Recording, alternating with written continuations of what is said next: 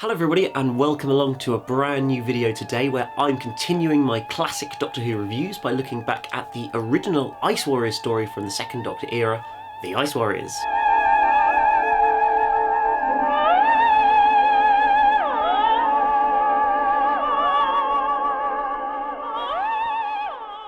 Well, first off, apology guys, I do have rather a cold at the moment, but I really wanted to get this review in and done. I've just watched the story and so it was perfect time to come and do it, so I hope you guys can deal with my slightly iffy voice, but hopefully I'll be better soon, and yeah, it'll all be cleared up and I'll be back to normal. But anyway, The Ice Warriors, the 1967 story featuring Patrick Troughton as the Second Doctor, and as I said, introducing the Ice Warriors to the show for the very first time, and now I believe having had six on-screen appearances with Ice Warriors Seeds of Death, the two Peladon stories, Cold War in 2013, and Empress of Mars in 2017. So they have become a quite, I guess, an iconic villain in Doctor Who now, really, but how did it all start? So yes, of course, the original Martians, the actual sort of aliens originally from Mars who have crash-landed on the Earth in the sort of side of a mountain, I think is meant to be slightly futuristic Earth, but it's a little bit, it is meant to be in the future, but I don't really know how far in the future it's meant to be. I don't think it's particularly clear during this story, just that there's been a sort of second ice age that's sort of been caused by the sort of use of food, I think, that they were doing, and all the sort of plants have been killed and everything, and it just, the Earth had sort of frozen over, basically. They're using this ionizer machine thing to control the glaciers so that the Earth doesn't get sort of flooded and destroyed and whatever. It's all a little bit sort of weird sci-fi that I kind of tried to focus in on and pay attention to, but sometimes you just kind of lose a little bit of the exposition in episode 1 from your brain. And then I find sometimes in classic stories I'm playing a bit of catch-up in terms of I kind of missed a couple of lines of the base exposition at the start, and then I'm just kind of slightly thrown. But it's fine, I can sort of focus in on most of it, and obviously the Ice Warriors are really what this story is all about. And so yes, they've been frozen away into the side of a glacier, right next to what this sort of domes that has a city in, apparently, that's all sort of sealed in under this dome to protect it, and everything, which is a little bit sort of weird and confusing, and obviously is really badly realised, as they explain, when you open the sort of door to this dome and you just see a picture of a blooming house. It looks kind of terrible, and they confess that in the documentary about it, that it is a terrible effect. But it does set it up, and so we've got these Ice Warriors that have been sealed in, and they've suddenly been, one of them's been discovered, and naturally what you do if you find a weird sort of alien-looking creature, you bring it back in with all the good guys and let him come back to life there, because that's the best idea to do. And of course, the leading character of the sort of the people controlling this ionizer is leader Clint, who is quite a fun character, actually. He's this very kind of controlling leading figure, who's very much obsessed with his own image and in terms of being the leader, in control of everything.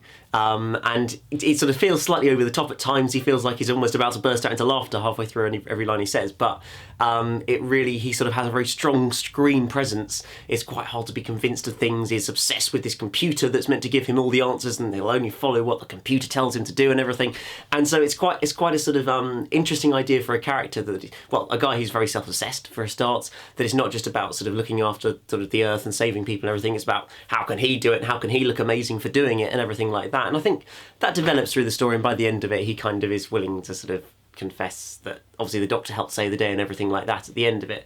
So there's a bit of development in that regard, but certainly he's a very self-obsessed, focused on his own image character. And as I say, there's also this interesting obsession with a computer, this mysterious computer with a almost impossible to understand voice, which is a little bit frustrating at times, because even wearing headphones to watch this episode, I still was really, really struggling to understand what the computer was actually saying, because it's such a weird computerized voice, I guess you would say. And it sort of, tackles this idea that the computer's not going to commit suicide, essentially. It's not going to give an option it can't take risks as a computer when it's trying to calculate what to do next, and that it's sort of, it will just tell them to do nothing if either option risks destroying it, which I thought was a very interesting concept as well. So it's just kind of trying to show the drawbacks of a computer and what the benefit of a human brain is, and able to sort of take those decisions, and you have to take a risk, which the computer just can't do. So I think obviously this is very much in the early days of computers, and computers aren't what you think of now. Back in 1967, it wasn't, you don't have a computer in your room that you just go on and browse the internet. Like, a computer was a sort of a kind of a machine to control things, big sort of technological machines that been used. It was not for sort of common public use.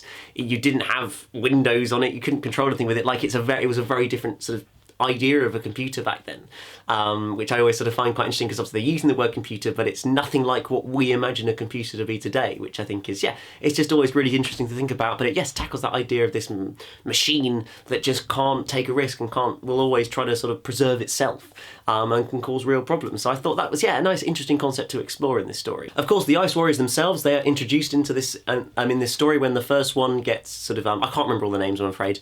I think it was Vargra, I think, is the leader one, something like that. But that first one gets kind of unfrozen out of the ice and is able to instantly take Victoria and trap her and take control, and then go and find all the other Ice Warriors and release them from their frozen state as well. And they obviously want to kind of take over the Earth. Classic, really. Well, they want to sort of power their spaceship and everything, but in reality they sort of see that the best option is just to basically take control of the Earth and the humans and everything like that, and just kill. They're quite ruthless as well, which is always good with a Doctor Who sort of monster, which I guess to some degree makes them a bit generic. But they've also, I think, do have a very good design to and a costume design.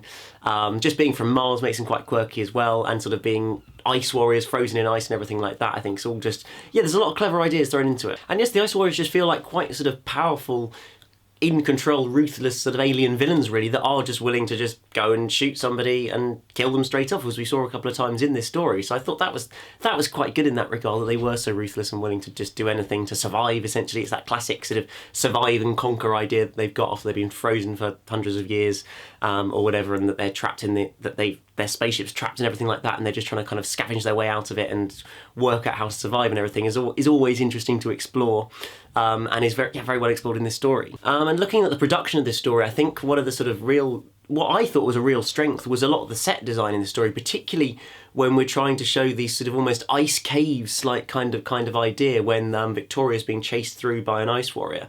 It really looks so effective, it looks brilliant, and really when you get those mini sort of avalanches and suddenly loads of piles of snow fall down, that really genuinely looks like actual snow falling down, and with the sound effects it works brilliantly.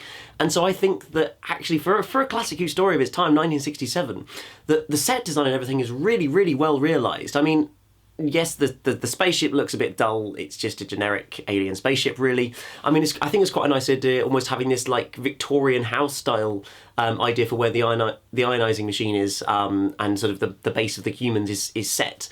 That's quite a kind of clever idea. That sort of classic Victorian house, but then with loads of sort of high tech machinery inside it.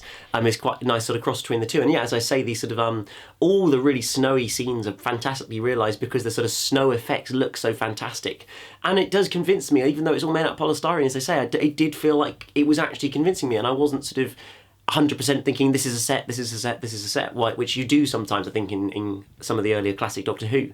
So I thought that really was a triumph for them, and the same with the Ice Warriors costumes as well. I thought they were really, really effective. I mean, it sounds like they were horrible to actually wear and walk around in, and you couldn't basically walk at all, could barely even walk because they were so sort of difficult to lumber around and everything like that. But on screen, certainly in black and white, I think in particular as well, I think it works really effectively. It makes it even more eerie and creepy, these monsters. That is just such a towering figure, particularly over Victoria, who's sort of 5 foot nothing or so, I think. And then you've got Sonny Caldinas in this massive Ice Warrior costume, 6'5", and just completely sort of overpowering and overtowering her. It really kind of just gives that great contrast and really sort of, I think, creates that sort of drama and the sort of conflict between the two of them. It's yes, and just with the set design and everything, it's really, really brilliantly realised. And so yes, overall I think this is a very good introductory story for the Ice Warriors. I think at the end it's kind of an obvious resolution that Ice Warriors, ice, cold, that heat is what you do to destroy them, just burn them up basically, and they all die and everything. But it's still, I think it still works quite effectively. It's not the greatest Doctor Who story ever, but it is a good introduction for the Ice Warriors, and of course they do get 3 more stories in Classic Who, although they're more side characters in the 2 Peladon stories with the 3rd Doctor. But certainly, yeah, there's the Seeds of Death to come, which I have watched in the past, but I'm looking forward to getting back to again. It's been quite a while since I last watched it. And yeah, just overall, I think this is a good introduction for the Ice Warriors. One of the other things worth mentioning, of course, I watched the DVD release of this, which features animation of episodes 2 and 3 because they are missing from the BBC archives as of right now, and have been since the 60s basically. And I thought that it was quite an effective animation. I think it's watching the little sort of 10-minute documentary about how they made this animation. I think it was really good to hear that they very much want to make it still feel like a classic Doctor Who story. They're not they could make it all cut, make it really fast, action-packed to make it look like a current sort of 2010 animation or whatever. but they want it to fit in with the rest of the story and feel like that, so they will kind of have those really long holding shots that you would see with the real camera if we had the real footage and everything. So I thought that was really, really sort of good to hear. They really want to make it feel as close as it could to like when you're watching the story, although you notice it's animation, but you want it to still have the same vibe of the normal, real, existing episodes. And I think that works, yes, really effectively in this story as well. It's definitely one of the better animations. I mean, I don't think any of the Doctor Who animations that the sort of officially licensed and released ones from the classic series, I don't think any of them are bad. I think they're all sort of, some of them are a little bit different from each other. Obviously the Invasion one from way back when, 2006, is a little bit out on its own, made by a different company and everything, and was a bit of an experiment. But now the newer ones are a bit more sort of, they're a real sort of planned thing, and I do think work quite effectively, and I think it's the best way we're ever going to get to sort of plug the holes in the classic series. And of course we've got the Macra Terra animation as well now, which is something quite exciting. So there's just, I hope that that's the way they go sort of long term going forward, is just into animating as many of the classic episodes as possible, because again it just makes the story so much more enjoyable and complete, and makes it so much easier to watch than watching reconstructions. As much as they're not terrible and I do watch them when I have to, I would love to not have to sit and stare at a still image for about 40 seconds and listening to some dialogue. Like, it'd be nice to be able to just have that moving animation and make it a lot more enjoyable, I think. So yes, so again on the Ice Warriors, it was really effective. So overall, the Ice Warriors, a good story, not the greatest story ever, but a solid introduction to the Ice Warriors in Doctor Who.